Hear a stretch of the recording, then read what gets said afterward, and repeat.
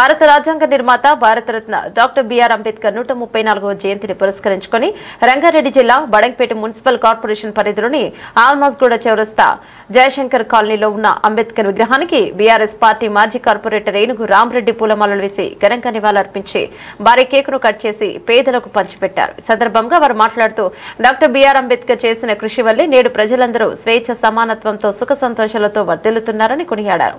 రాజకీయాలలోనూ reservation పద్ధతిని అమలు చేయడంతో ప్రతి కులం వారికి సమన్యాయం జరుగుతోందని గుర్తు చేశారు. కార్యక్రమంలో బీఆర్ఎస్ పార్టీ మాజీ కార్పొరేటర్లు, బీఆర్ఎస్ పార్టీ సీనియర్ నాయకులు, కార్యకర్తలు తదితరులు పెద్ద ఎత్తున పాల్గొన్నారు.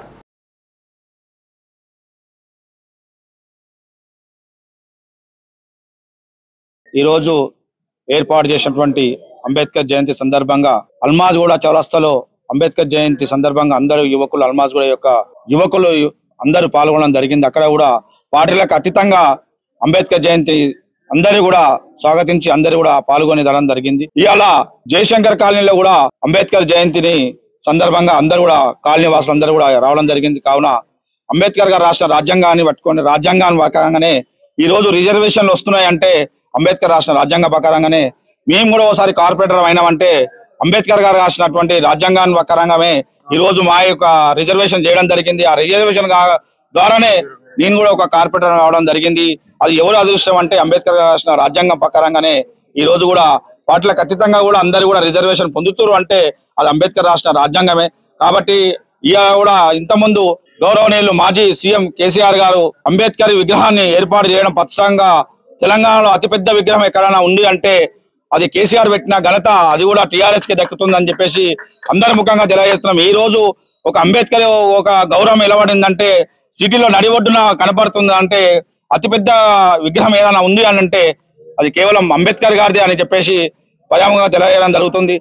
ఎన్నో పనులు మాజీ కేసీఆర్ గారు చాలా పనులు చేయడం జరిగింది, దళితులకు ఎన్నో చేయడం జరిగింది. కావున రాబోయే ఇప్పుడున్న గవర్నమెంట్ కూడా అందరి కూడా గవర్నమెంట్ కూడా దళితులకు ఇంతకుముందు కూడా కేసీఆర్ గారు ఇంటికి 10 లక్షల చొప్పున కొంతమందికి ఇవ్వడం జరిగింది. ఆ స్కీమ్ కూడా ఇప్పుడు అయిపోయింది జరిగింది. మళ్ళా తెలంగాణలో టీఆర్ఎస్ గవర్నమెంట్ వస్తే దళితులకు అదే స్కీమ్ ని మళ్ళా కొనసాగిస్తాడని చెప్పేసి కూడా నేను చెప్పగలుగుతున్నాను. కావున ఈ యొక్క ఏర్పాటు చేసినటువంటి జయశంకర్ కాలనీ సభ్యులకు అందరికీ కూడా నా మనస్ఫూర్తిగా ధన్యవాదాలు తెలియజేస్తున్నాను. Thank you. లండన్ లో కానీ కొలంబియా యూనివర్సిటీలో ఎంఏ పిహెచ్డి చేసిన మొట్టమొదటి భారతదేశానికి చెందిన నాయకుడు ఆయన. ఇండియన్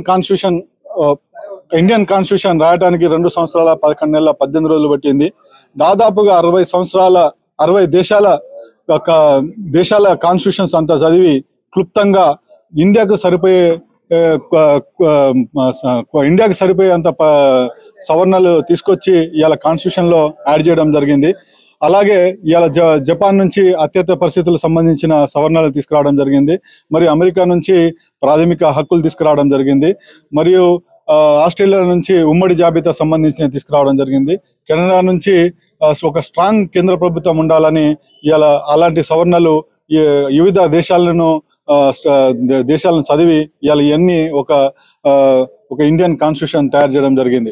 ఈ ఇండియన్ కాన్స్టిట్యూషన్ లో మేజర్ గా మనకందరికి ఇవాళ ఒక హక్కులు కల్పించింది ఎవరంటే డాక్టర్ బిఆర్ అంబేద్కర్. ఒక ఫండమెంటల్ రైట్స్ అంటే ప్రాథమిక హక్కులను మనకి ఇలా అంబేద్కర్ కల్పించడం జరిగింది. ఆ ప్రాథమిక హక్కులు కూడా ఆర్టికల్ నెంబర్ 5 నుంచి ఆర్టికల్ నెంబర్ 32 వరకు పెట్టడం జరిగింది. ఆ ప్రాథమిక హక్కులను కూడా ఇవాళ పార్లమెంట్ కూడా సవరించలేని విధంగా ఇవాళ అంబేద్కర్ ఇండియన్ కాన్స్టిట్యూషన్ లో పెట్టడం జరిగింది. ఈ రోజు నేను మీడియా ముఖంగా మాట్లాడుతున్నా కానీ article number 19 freedom of speech ఇవాళ ఇక్కడ ఇది మాట్లాడుతున్నా అంటే కేవలం అంబేద్కర్ వల్లనే మాట్లాడుతున్నా. అదే విధంగా ఆర్టికల్ నెంబర్ 4 కానీ ఆర్టికల్ నెంబర్ 14 కానీ ఆర్టికల్ నెంబర్ 15 కానీ ఆర్టికల్ నెంబర్ 16 కానీ సమానత్వం గురించి ఇలా అంబేద్కర్ ఇండియన్ కాన్స్టిట్యూషన్ లో యాడ్ చేయడం జరిగింది. ఈ వీడియో మీకు నచ్చితే లైక్ చేయండి, షేర్ చేయండి, మా ఛానల్ ని సబ్స్క్రైబ్ చేయండి.